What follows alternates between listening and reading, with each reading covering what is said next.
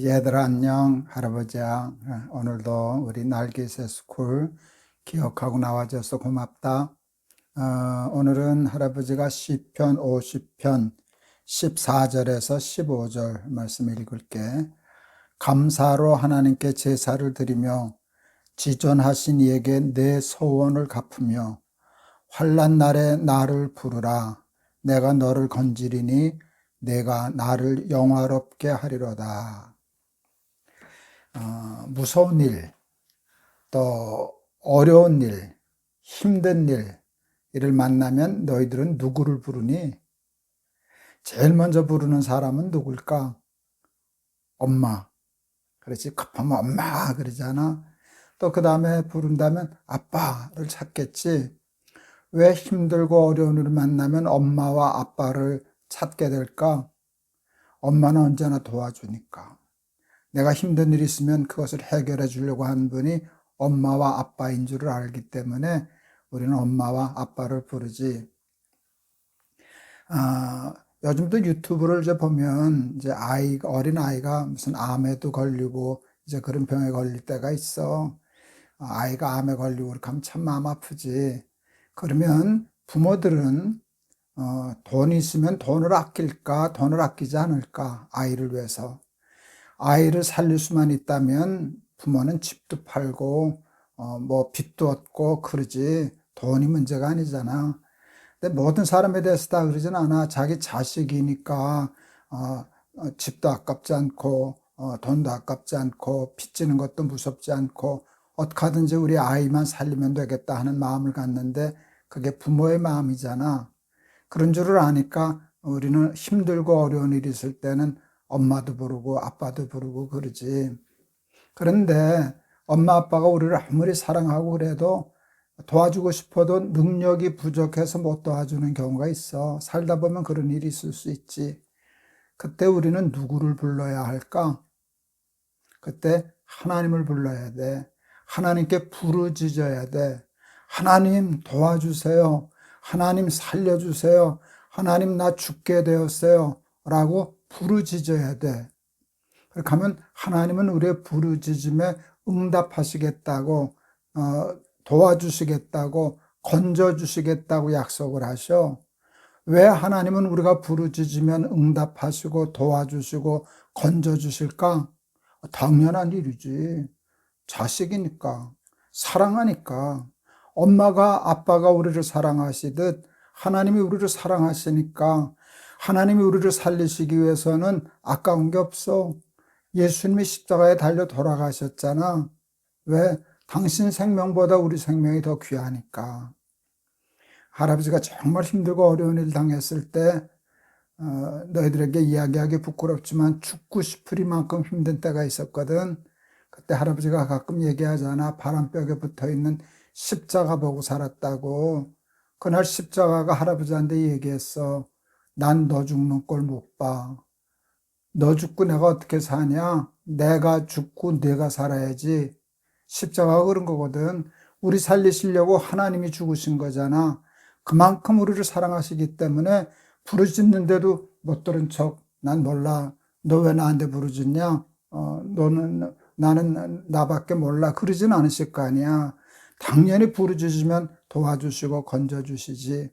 그러니까 너희들 힘들고 어려운 일을 당하게 되면은 하나님께 부르짖어. 하나님 살려주세요.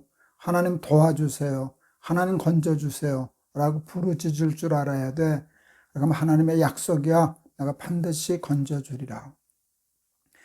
그런데 하나님께 부르짖는 일이 가장 지혜로운 일이야. 할아버지 어머니가 굉장히 장수하셨어. 거의 백수하시고 돌아가셨거든. 근데 한 80세 넘으셨을 땐가 이렇게 이제 그 요실금이라고 하는, 이제 노인네가 되면 요실금이라는 게 생겨. 이게 뭔가 하면 이제 방광이 이렇게 근육이 약해져 가지고 이렇게 소변을 참지 못하고 이렇게 자꾸 찔끔찔끔 이렇게 쉽게 말하면 소변을 지려. 그럼 냄새 나고 그래서 노인네들이 그걸 굉장히 자존심 상해하거든. 그래서 그걸 고치려고 그걸 이제 수술을 해. 이제 수술을 하는데 강남에 있는 영동 세브란스 병원, 강남 세브란스 병원이라고도 하지. 거기 입원해서 수술하려고 그러는데 우리 사촌 동생이 할아버지한테 전화했어. 형, 그 고무 수술하면 안 돼. 왜 그러냐? 그랬더니 자기 장모도 수술했는데 그게 생명에 관계된 건 아니지만 수술이 까다로워서 잘못하면 더 나빠지는 경우가 있고 자기 장모는 수술해서 더 고생한다고 그 걱정이 되는 거야, 할아버지가. 그러나 할아버지는 가지고 있는 원칙이 있어. 약은 약사에게, 진료는 의사에게. 그래서 어차피 그럴 수도 있지만 의사에게 맡기고 잘 수술해 달라고 부탁하는 수밖에 없다 하고 수술을 하기로 결정을 했어. 그런데 갑자기 할아버지가 영동 세브란스 병원에 누가 아는 의사가 없을까 하는 생각이 들었어. 좀 부탁할까 싶어서. 그런데 이렇게 보니까 거기가 이제 연세대학교가 기독교 학교니까 거기 원목실이 있더라. 목사님이 계셔. 그리고 예배를 드리는 그 예배당도 있고 주보가 있는데 이렇게 보니까 원장님이 할아버지가 잘 아는 교회 장로님이셨어. 거기 원장으로 하신 줄을 미처 모르고 있었는데 너무 기분이 좋은 거야. 기쁜 거야. 원장님한테 올라가서 우리 어머니 수술한다는 걸 가르쳐 드려야지. 그렇게 생각했었어. 원장님실로 뛰어 올라가다가 내가 걸음을 멈췄어. 그 수술이 잘 되고 못하는 일이 원장님이 말한다고 더 잘 되고 안 되는 건 아니다라고 생각했어. 그리고 내가 내려와서 조용히 앉아서 하나님 앞에 기도했어. 그때 이 성경 말씀이 떠오르더라. 여호와는 나의 목자시니 내게 부족함이 없으리로다. 부족함이 없이 수술이 완벽하게 1mm 올라도 안 가고 내려도 안 가게 정확하게 할 수 있는 분은 하나님밖에 없다. 부족함이 없으리로다. 그래서 하나님께 도움을 구했어. 우리 어머니 수술 잘 되게 하는 것은 하나님 손에 달렸습니다. 하나님 도와주세요 하고 기도했어. 작은 간증인데 수술이 완벽하게 돼서 우리 어머니 돌아가실 때까지 요실금으로 고생하지 않으셨어. 작은 일이지만 사람은 도와주고 싶어도 원장님 부탁하면 도와주고 싶지만 그게 원장님 마음대로 될 수 있는 영역은 아니잖아. 그렇지만 하나님께 부르짖으면 하나님께야 부족한 게 뭐가 있겠니? 그래서 너희들 작은 일부터 어려운 일까지 정말 힘들고 어려운 일을 만나게 되거든 하나님께 부르짖는 그런 날기새수kur 어린이들 되기를 바란다. 그렇게 되면 하나님이 건져주시겠다라고 하는 오늘 약속이야. 하나님의 약속이야. 사람도 신실한 사람은 약속하면 지키는데 하나님이 약속하신 것을 어기시겠니? 그러니까 낙심하지 말고 절망하지 말고 엉뚱한 데 부탁하지 말고 모든 일을 있을 때마다 하나님께 부르짖어서 하나님께서 건져주시고 하나님께서 구원해 주시는 그 일을 경험할 줄 아는 우리 날기새수kur 어린이들 다 되기를 바란다. 알았지? 할아버지가 한번 기도할게.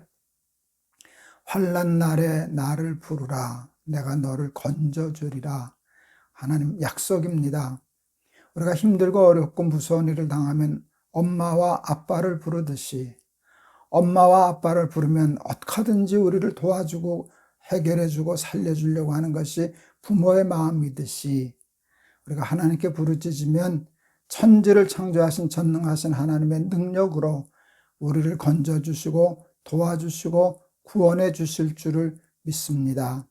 우리 날기새수kur 어린이들 힘들고 어려운 일이 있을 때마다 하나님께 부르짖어서 응답받고 건짐받는 그런 복을 받게 해 주세요. 예수 그리스도 이름을 받들어 기도하옵나이다. 아멘. 주의 이름을 부르는 자는 구원을 얻으리라. 하나님의 이름을 부르면 구원을 얻는다는 게 하나님의 약속이야. 할아버지가 아주 좋아하는 목사님이 설교 중에 하셨던 말씀이 기억이 나더라. 힘들고 어려울 때 기도도 잘 안 될 때가 있거든. 그럴 때 뭐 기도 유창하게 안 해도 된다고 그냥 주님 그러면 된다고 아버지 그렇게 하면 된다고 꼭 말을 해야만 되는 게 아니라고 하나님을 부르면 하나님이 응답하신다고 하는 말 할아버지가 기억하거든. 힘들고 어려울 때 하나님께 매달리고 부르짖는 것 잊어버리는 어리석음 범치 말고 낙심하지 말고 절망하지 말고 하나님께 부르짖어서 구원받는 우리 날개새스쿨 어린이들 다 되기를 바란다. 알았지? 내일 또 보자. 할아버지가 너희들 많이 사랑해. 안녕.